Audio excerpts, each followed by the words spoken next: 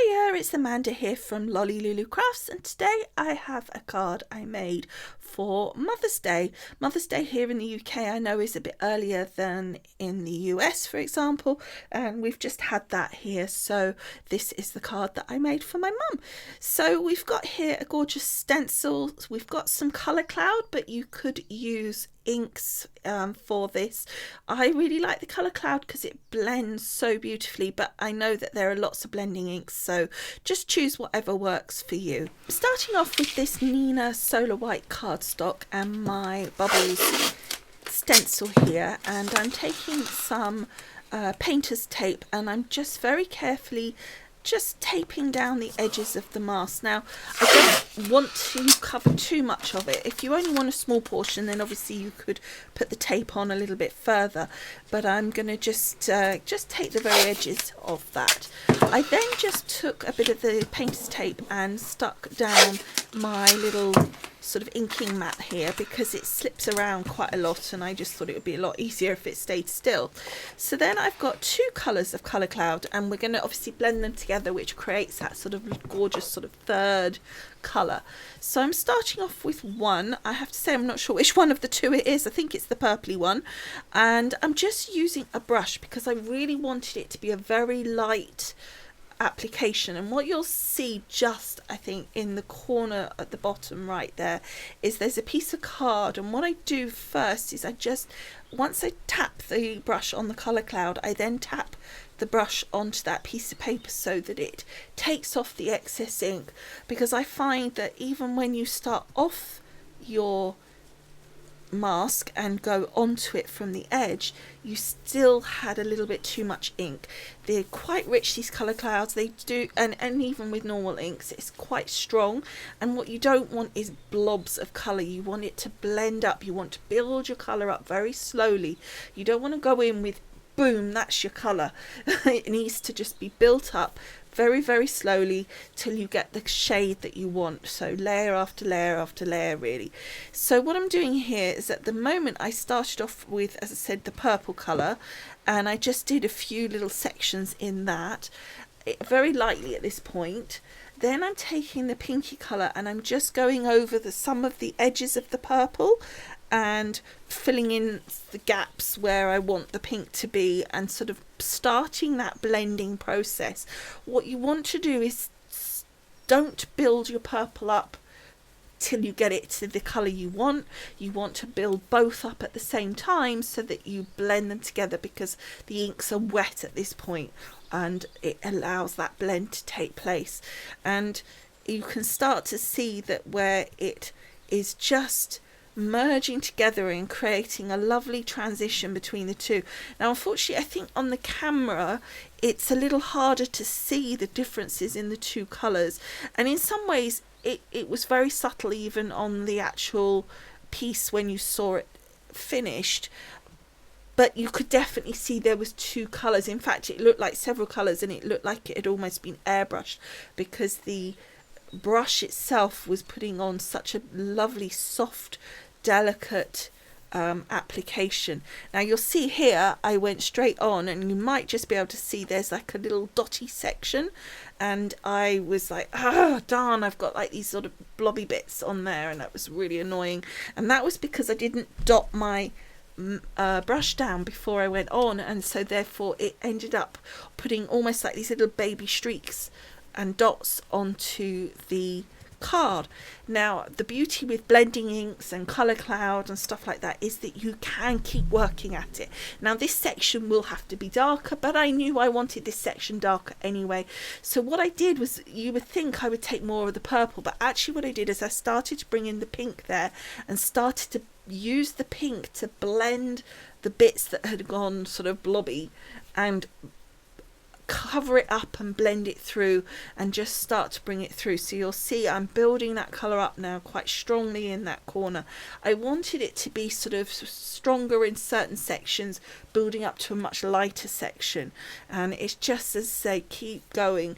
And by using a brush, I'm not moving my stencil, because sometimes the stencils kind of lift up a bit, especially ones that are like this that are literally quite holy.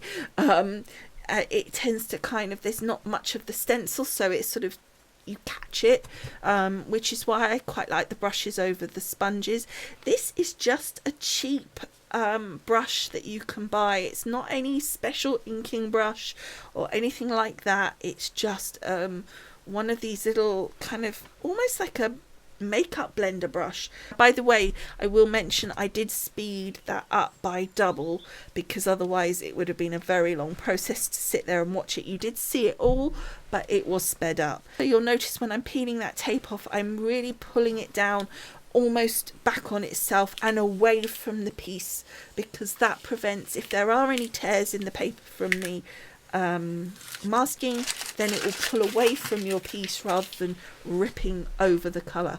So here you can see the different sort of shadings and how it came out, and you can see it looked really, really pretty. Now obviously when I put that piece down, it wasn't particularly straight on the piece of card. It doesn't matter, just take one side, line it up, cut it so that it's nice and straight, and then use that side to butt up against the top of your guillotine, and then that will be your guide to make sure all the other sides are straight. So then just keep going round and round, and then you'll find that then it comes out perfectly square, or rectangle in this case. So that's that piece all cut up. We're just going to pop that to one side. So then I took just one of the bits of scrap that we cut off of the Nina Solar White, and I took the colour cloud. Now I was being less particular here about sort of getting sort of blobby bits, as I call it, very technical term, but it didn't matter particularly if it wasn't massively smooth blending. So I sort of took some time blending, you know, building up the colour still and blending it through. But basically what I'm going to use this for is die cutting out the word mummy, and I'm going to do the mummy with an I. It's a sort of an in thing that we do. It's always mummy with an I for my mum. By the way, as with all my videos, if you go across to the blog post, not only will there be tons of photographs of the finished item, but there'll also be a list of all the products used, so it will tell you exactly what dies these are. So that's all the letters die cut out. Don't forget to keep the little dot on your eye nice and safe. So next what I did was I took a piece of purple card and folded that to make a 5x7 card base. I then cut a piece of the Nina white cardstock twice to 1/4 inch down from the 5x7. I took the inside one, well they're both the same, but I took one of the pieces and I took a stamp that says Hunks and Kisses, and I stamped that using this beautiful purple Distress Oxide colour, which matched perfectly with my colours. I do like to stamp using coloured ink wherever possible rather than just using black all the time. I just think it brings it in nicely, sort of adds that little extra something. So I stamped that onto the centre of the piece that's going to go on the inside of the card. I then just used some tape pen, popped that on the back, and then stuck that piece of white card on the inside. Next I took the piece of white cardstock that was for the outside, and I took my shaded piece, which I had cut down to a further 1/4 inch down from, so we've gone down a 1/2 inch from 5x7, and I stuck that down onto the white. I did the white there just to give a nice border and a nice sort of contrast between the card background and the coloured piece that we had made. Because there was an extra layer there, I thought it would be safer to stick that down using some wet adhesive, so I just used some Hunky Dory construction glue. That's really, really strong, but it also gives you a little bit of time to just get that into position as well. So then I wanted to create like a banner to go across the front, so I took a piece of the purple cardstock. There was some left over from the sheet that I cut my card base from, and some of the Nina white, again still some scrap that was left over, and then just matted the white onto the purple and cut off the excess length of white. Next I took my letters, and you can see obviously I've got 3 M's here, so I just switched around the M's here so that the colours kind of flowed through nicely. So you can see hopefully that now what I've got is like a darker one to the darker, slightly darker U, the front part of the next M is a little bit darker, going to a paler pink, then to the pink of the next M, going through to darker again, and then to the darker eye. So it kind of flows, rather than when it was around the other way, it kind of was more jarring. And literally all I did was use a glue pen thing and just stuck those down using just tiny little dots on the back of the letters. Then, to make sure they were really stuck down nicely, using a piece of the scrap card and a roller that I always use for this job, I just took my roller and rolled it down just to really be sure that it was nicely stuck, because it's hard pressing with your fingers and making sure it's really stuck down well.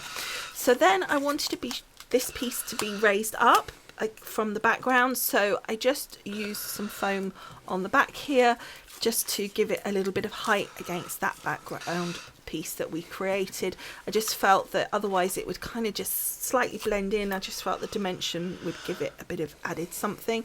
Now, you'll remember there were some little pieces where I had said to you that the blending, I'd got like tiny little dots. There was one piece in the middle still that was not quite 100% blended out, as well as some of the others. So this banner across the middle there was a perfect way to disguise that. Well, disguise it, hide it. Next, to add that little bit of something, I got some sequins. Initially I used some of the darker colours that seemed to match really well colour wise with the background colours that we had there, the blends, the pink and the purples, etc.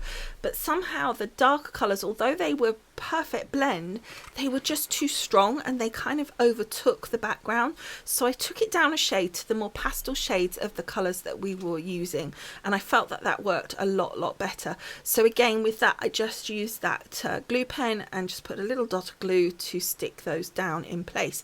Again, usually with sequins I do it in groups of 3 or a singles, but always odds. And then finally, just because I know Mum loves glitter, and frankly I just thought it would really just pop the mummy part of it, which is obviously the focal point really, I used some stickles and just added that over the letters, and I think that really brought those to life. And you could, because it was crystal stickles, you could still see through and you could see that colour blend still perfectly fine, but I think it just added that little something to it. And that is our card for today. So I hope you have enjoyed making this with me. I know that Mum really liked the card when she received it, so I hope you do too. Do go across to the blog post. As I said earlier, there's always lots and lots of photos, and I think you'll see even better the colour sort of changes, etc. on there. Plus, of course, as also mentioned, there'll be links to all the products used. Okay, so thank you so much for watching, and I will see you again soon. Bye for now. Bye.